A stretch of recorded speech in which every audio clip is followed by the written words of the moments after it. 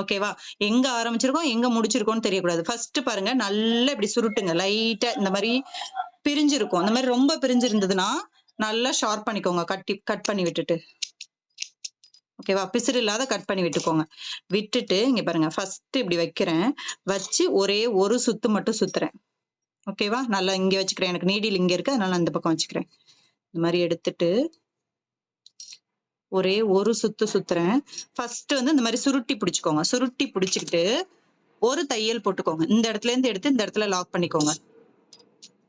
வெளியிலேருந்து உள்ளங்கிறது வந்து நான் என்னன்னா, அந்த டோரி த்ரெட்டுக்குள்ளேயே ஒரு த்ரெட்ல டோரி த்ரெட் எடுத்து, இன்னொரு பக்கம் இருக்க டோரி த்ரெட்டுக்குள்ள குடுத்துக்கிறேன்.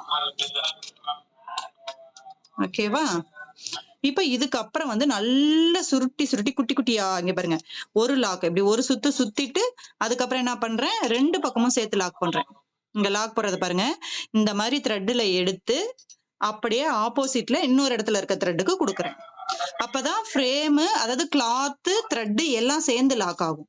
அடுத்து கொஞ்சமா சுத்துங்க. ரொம்ப சுத்தாதீங்க. கொஞ்சம் கொஞ்சமா லாக் பண்ணுங்க. ரொம்ப லாக் பண்ணீங்கன்னா, ஃப்ரேம விட்டு கழட்டும்போது, அது வந்து மேல அப்படியே எம்போஸ்டா தூக்கிட்டு தெரியும். அந்த மாதிரி இல்லாத ஒரு 1/4 இன்ச்சுக்கு சுத்திட்டு லாக் பண்ணுங்க. இந்த மாதிரி எடுத்துக்கிறேன். அப்படியே ஆப்போசிட்ல லாக் பண்ணிக்கிறேன்.